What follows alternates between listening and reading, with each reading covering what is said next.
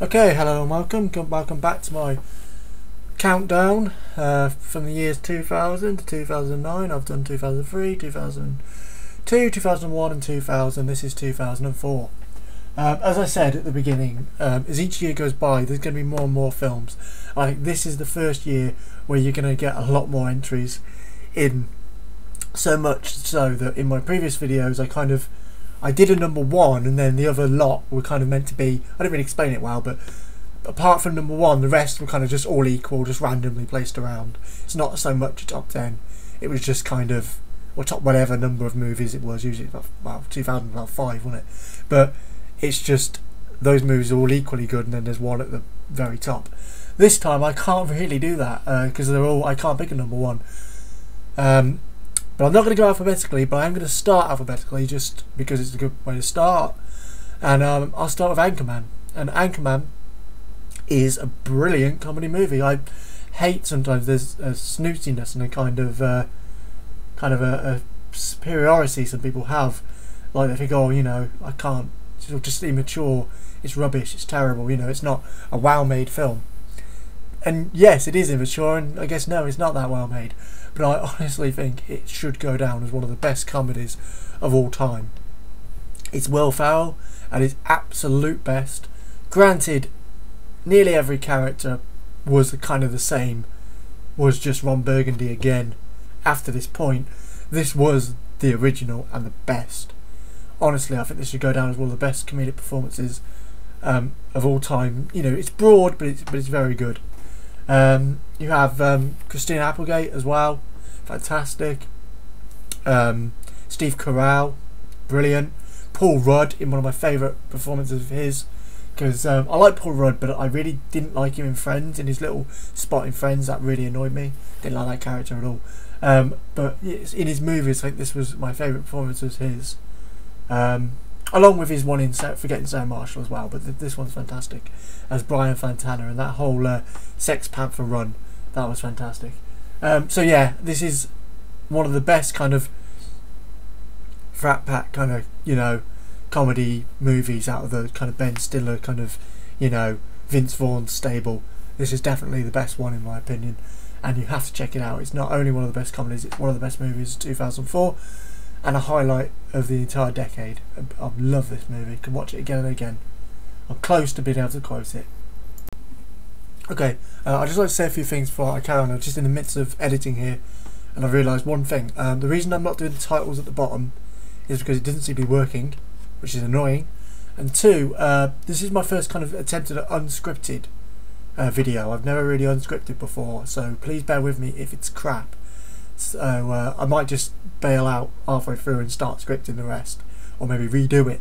But so if it's rubbish, I do apologise. Anyway, the next movie is Mean Creek, one of the most underrated movies I've ever seen.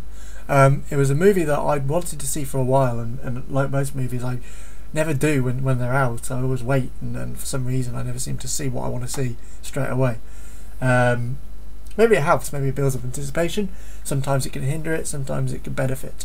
This time it benefited. It's seriously a fantastic movie with brilliant performances by all the actors involved.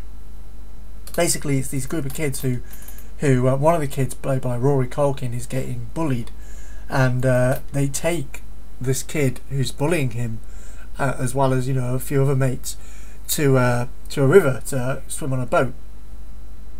And during this, there's an accident and the bully falls and he dies. So the kids have to deal with that and what they're going to do and how that changes their lives.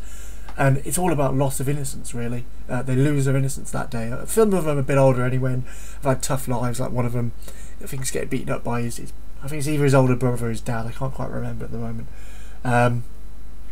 You know, they all have issues, and in many ways it kind of shows that they are just as bad as the bully, because the bully, really played brilliantly by Josh Peck, is from Drake and Josh, which, you know, don't let that put you off, is just as kind of troubled as them, and even though he's not a nice guy at the beginning, once they get on the boat and on the stuff and he starts to actually be himself a little bit more, you do really feel sorry for him eventually when his fate because, you know, befalls him.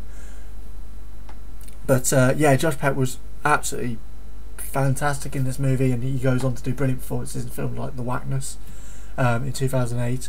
But seriously, this is a fantastic film down the line of like Stand By Me. Obviously, it's a big comparison with Stand By Me, an obvious one of my favourite films. But you know, there is a comparison there.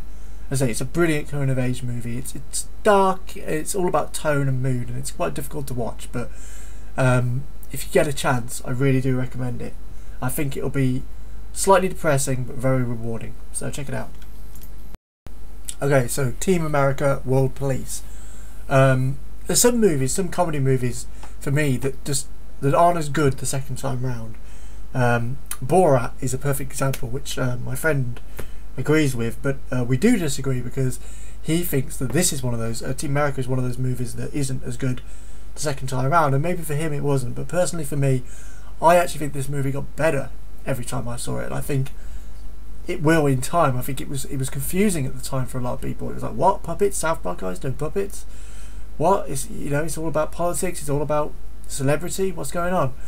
But I think it's brilliant because it is a spoof on celebrity. It is taking a piss out of politics, and it is also taking the piss out of action movies and the genre of action movies. And I think that maybe is where the action movies and the celebrities is where I get the most enjoyment out of it.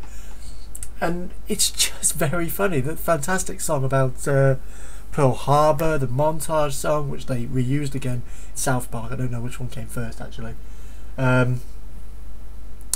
it's just brilliant. It's fantastic. There's just a couple of lines like when he goes, they're going into this village, and he's trying to figure out the signal to say he's in danger, and he waves his arm about in like crazy fashion, you know, and he goes, show me the signal, and he waves his arm, he goes, that's right, like that. It's just brilliant.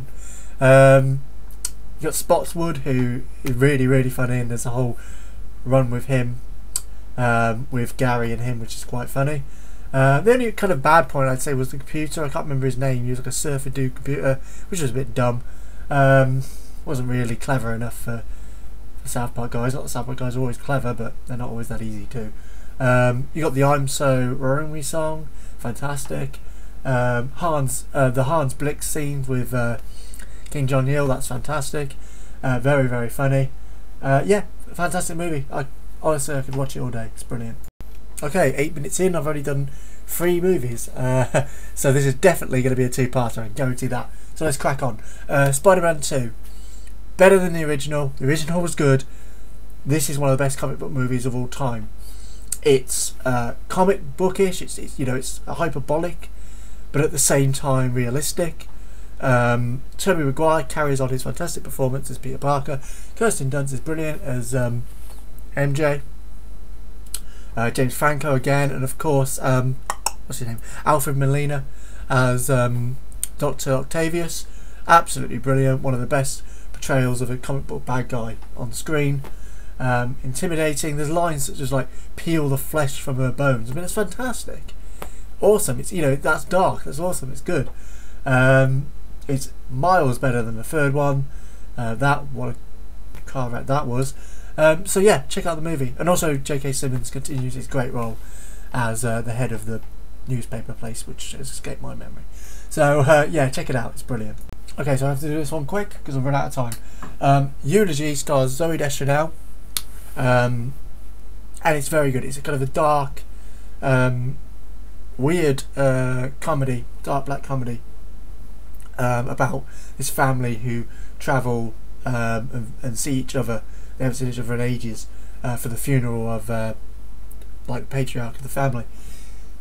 It's very good. I haven't seen it in a while, mind you, but Zooey Deschanel is fantastic as usual. You've got great other actors like Hank Azaria and Ray Romano from Everybody Loves Raymond, all chipping in to make a weird and kind of wonderful kind of movie. It's what I need to see again actually, but I'd really check it out if you like dark, quirky comedies. It's a good one.